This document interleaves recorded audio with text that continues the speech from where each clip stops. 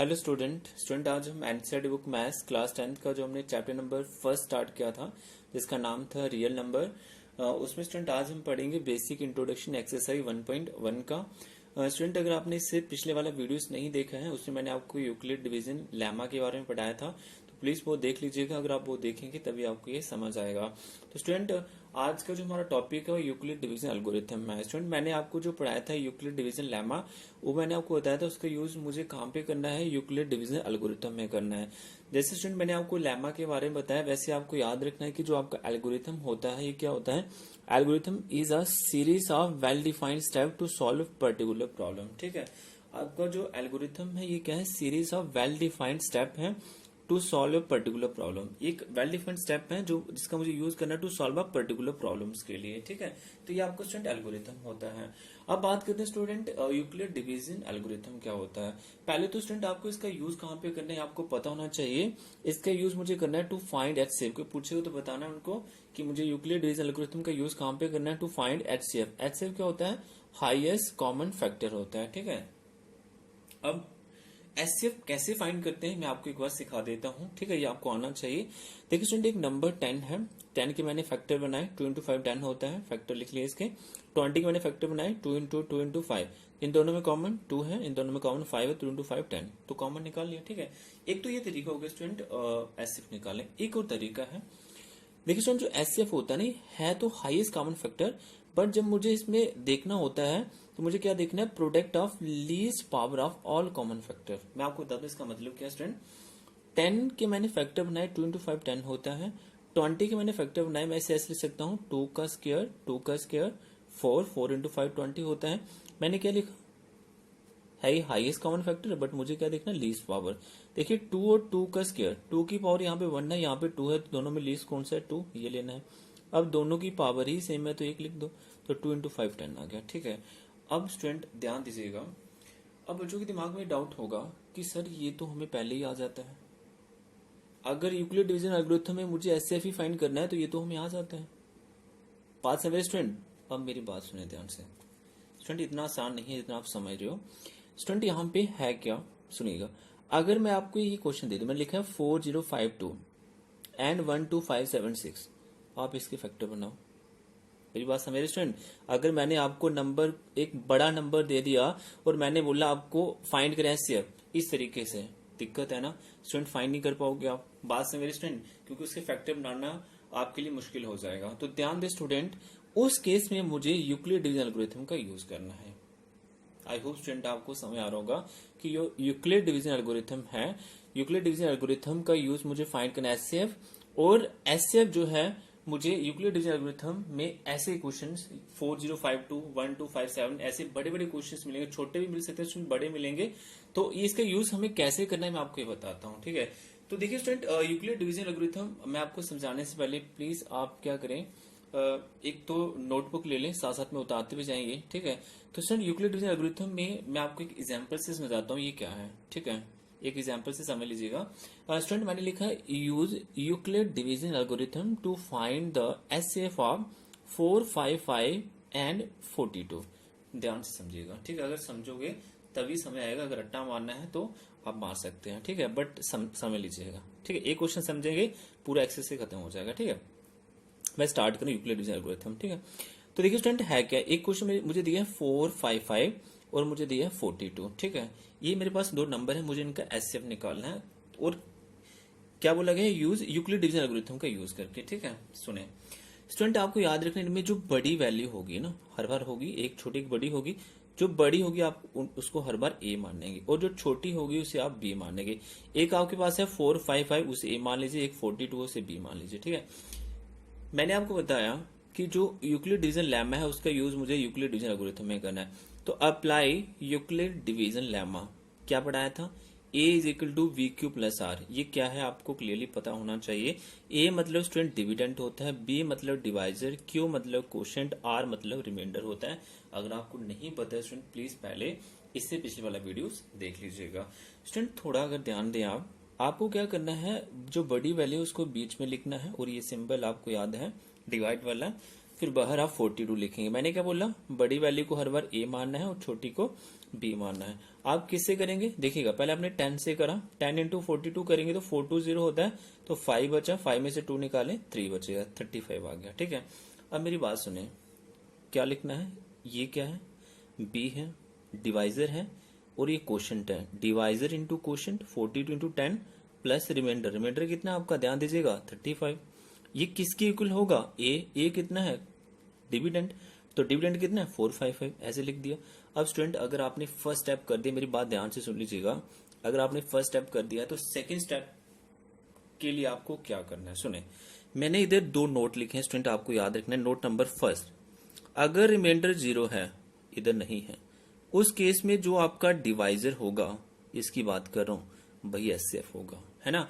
अभी रिमाइंडर 0 नहीं है, तो मेरा नोट नंबर सेकंड देख लीजिएगा, इफ रिमाइंडर नॉट 0, बिल्कुल सही है, रिमाइंडर 0 नहीं है, रिपीट यूक्लिड डिवीजन लेमा, तो आपको क्या करना है, यूक्लिड डिवीजन लेमा जो है रिपीट करना है बाय कंसीडरिंग जो आपका डिवाइजर है। मुझे बताएं स्टूडेंट, इधर डिवाइजर कितना है, डिवाइजर कितना है 42, उसे आपने ए मान लेना है, उसे क्या मान लेना है ए, और जो आपका रिमाइंडर बताएं कितना है 35, उसे आपने बी मान लेना है। तो रिमाइंडर आपको देखा 35, इसे बी मान लेना है, तो 42 को आप अंदर लिखोगे ना, क्योंकि डिवाइजर को अगर ए माना तो ये तो हर बार अंदर लिखना है ना, तो ऐसे करके ये ट्रिक समझ लीजिए आप, ये रफ वर्क पे करेंगे इस साइड, ठीक है, और ये आप रख लेंगे, ठीक है, नोट कर लेंगे, क्योंकि इंपॉर्टेंट नोट है, इससे ही आप क्वेश्चंस आप वर्ड से समझ आएंगे। ठीक है, अब देखिए स्टूडेंट सेकंड स्टेप में आपने 35 को डिवाइड किया, 1 इंटू 35 होता है, 12 में से 5 निकालने कितना बचता है 7 बचेगा। ठीक है, अच्छा फिर कैसे लिखेंगे मुझे बताएं, divisor into quotient, divisor 35, quotient 1,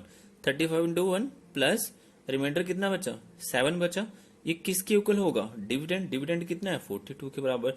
अब मुझे बताया रिमाइंडर 0 है, अगर रिमाइंडर 0 नहीं है तो सेकंड स्टेप, सेकंड नोट याद रखें, if reminder not 0 repeat Euclid division lemma by considering, divisor आपका ए हो जाएगा। अब डिवाइजर बताएं क्या आपका, डिवाइजर आप बता सकते हैं, डिवाइजर क्या आपका 35 बीच में लिखेंगे, और रिमाइंडर कितना है 7, ये आपका बी हो जाएगा। ठीक है, ये बी हो गया, तो 7 को 5 से किया 35 होता है, तो क्या बचा 0, क्या बचा 0। जब आपका ये 0 बचा स्टूडेंट, फिर क्या करेंगे बताएं मुझे, क्या करेंगे, divisor into quotient 7 into 5 plus reminder is equal to dividend 35 के बराबर आ जाएगा। ठीक है, अब मेरी बात ध्यान से सुने, नोट नंबर फर्स्ट में मैंने स्टूडेंट लिखा है, अगर आपका रिमाइंडर 0 आ जाता है, ठीक है, आ गया है, तो आपका जो डिवाइजर होगा, मुझे बता सकते हैं 7 डिवाइजर है 5 डिवाइजर है, ध्यान दीजिएगा, बी आपका डिवाइजर होता है, क्यू तो क्वोशंट है ना, तो आपका जो डिवाइजर है स्टूडेंट वो बी है, तो बी यहाँ पे 7 है, वही आपका एचसीएफ होगा, ध्यान दीजिएगा, डिवाइजर ही आपका एचसीएफ होगा, तो एचसीएफ आपका कितना 7 है, तो एचसीएफ आपने किसका निकाला स्टूडेंट 455 एंड 42 का वो कितना आ गया 7 आ गया। आई होप स्टूडेंट आपको जो मैंने एग्जाम्पल करवाई है उससे आपको यूक्लिड डिवीजन एल्गोरिथम अच्छे समझ आया होगा। ठीक है, अगर स्टूडेंट फिर भी डाउट है कोई दिक्कत नहीं, हमारे पास काफी सारे एग्जाम्पल्स हैं, एक्सरसाइज के क्वेश्चंस हैं, हम करेंगे, आपका अच्छा प्रैक्टिस हो जाएगा, फिर आपको ये कभी नहीं भूलेगा। ठीक है, एक और एग्जाम्पल स्टूडेंट मैंने एनसीईआरटी बुक से लिया है, आप देख लीजिएगा। एग्जाम्पल क्या है स्टूडेंट, एग्जाम्पल है यूज यूक्लिड डिवीजन एल्गोरिथम। ठीक है, यूज करना आपको यूक्लिड डिवीजन एल्गोरिथम का to find the HCF of 4052 and 12576। ठीक है, मुझे इसका एचसीएफ निकालना है। ठीक है, तो कैसे निकालना अभी बताया, solution apply Euclid division lemma, क्या होता है, A equal to we Q plus R, A मतलब डिविडेंड होता है, बी मतलब डिवाइजर, क्यू मतलब क्वोशंट, आर क्या होता है आपका रिमाइंडर होता है। सुने ध्यान से, क्या बताया, इसमें जो बड़ा होगा, जो बड़ी वैल्यू होगी उसे ए मानना और अंदर लिखना है, और जो छोटी होगी उसे हर बार बी मानना, उसे बाहर लिखना है, यही बताया है, क्लियर है, कोई दिक्कत नहीं है।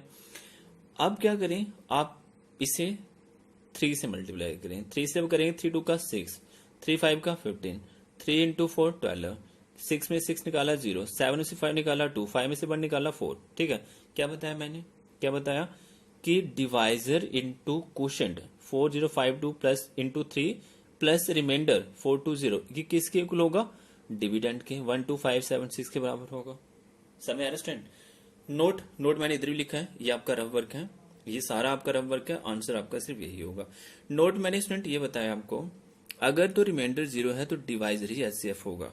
सेकंड नोट मैंने बताया, इफ रिमाइंडर नॉट 0, नहीं है ना 0, तो repeat Euclid division lemma by considering A आपका डिवाइजर होगा और जो बी है वो आपका रिमाइंडर होगा। तो ये जो ए है अभी कितना है 4052, ये डिवाइजर को ए माना बीच में लिखेंगे और जो रिमाइंडर है ये 420, इसे आपको बी मानना है, इसे बाहर लिखेंगे। भाई प्रीवियस स्टेप आपको फिर से पहले वाला स्टेप दोहराना है, ठीक है। ध्यान दीजिएगा, आपने इसे 9 से किया, 0 इंटू 9 0, 9 2 का 18, 9 4 का 36 और 1 जोड़ेंगे 37, ठीक है। 2 बचा, 15 में से 8 निकाले 7, और यहाँ पे आपके पास बचा स्टूडेंट ये 9 में से 7 निकालेंगे 2 बच गया, ठीक है। 272 आ गया। लिखो कैसे लिखते हैं, divisor into quotient 420 into 9 plus reminder, ठीक है। ये किसके इक्वल होगा, डिविडेंड। डिविडेंड क्या होता है, बीच में 4052, ठीक है। अब बताएं रिमाइंडर 0 है, नहीं है। सेकंड नोट याद है, इफ रिमाइंडर नॉट 0, क्लियरली पता चल रहा है, ठीक है। रिपीट यूक्लिड डिवीजन लेमा वे कंसीडरिंग डिवाइजर ए होगा। अब डिवाइजर आपका 272 है, क्लियरली पता चल रहा है। सॉरी, डिवाइजर आपका 420 है, ठीक है। तो ये आपका ए होगा, इसे अंदर लिखेंगे, और जो रिमाइंडर है ये आपका बी होगा। तो 1 से करेंगे, 1 से करेंगे तो 272 आ जाएगा। अच्छा, यहाँ पे कितना हो जाएगा, 10 में से 2 निकाले 8, यहाँ पे 11 में से 7 निकालें 4, और यहाँ पे 3 में से 2 निकाले 1, तो 148 आ गया। कैसे लिखेंगे बताएं, आपको कैसे लिखना बताएं, divisor into quotient 272 into 1 plus reminder 148, ये किसके इक्वल होगा, डिविडेंड। डिविडेंड कितना आपका 420, क्लियर है, समझ आ रहा नहीं।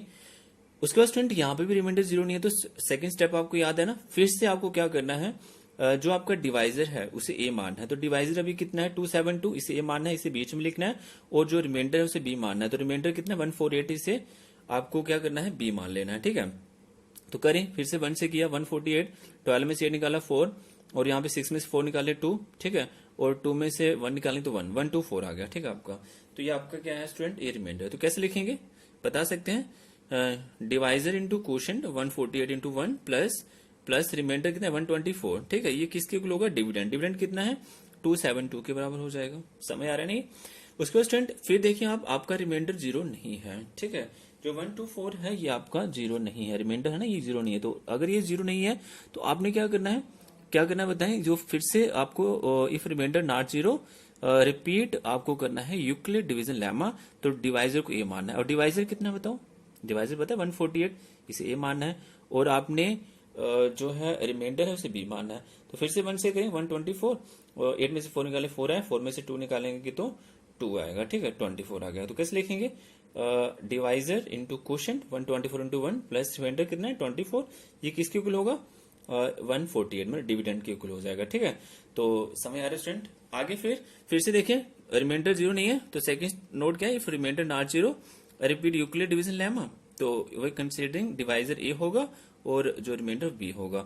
आप मुझे बता सकते हैं, अभी आपका जो डिवाइजर वो ए होगा, डिवाइजर कितना है 124, बीच में लिखेंगे डिवाइजर को, ठीक है, और रिमाइंडर कितना है 24, इसे इधर लिखेंगे। तो 24 इंटू 5 करें 120 होता है, ठीक है। तो 4 बचा, कैसे लिखेंगे, divisor into quotient 24 into 5 plus reminder 4, किसके इक्वल होगा 124 के इक्वल होगा। कितना इजी है, ठीक है।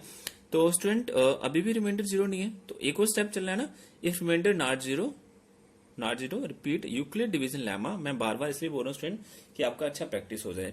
बाय कंसीडरिंग डिवाइजर को ए मानना है, तो डिवाइजर अभी कितना है 24, इसे ए मानना है, इसे बीच में लिखेंगे, और जो रिमाइंडर उसे बी मानना है, रिमाइंडर 4 है, तो 4 इंटू 6 24 0 आ गया, ठीक है। कैसे लिखेंगे, divisor into quotient 4 into 6 plus reminder, ठीक है, is equal to dividend. Dividend कितना है 24 है, और रिमाइंडर 0 आ गया। फर्स्ट नोट क्या बताया था, रिमाइंडर अगर 0 आ जाता है तो डिवाइजर ही एचसीएफ होगा।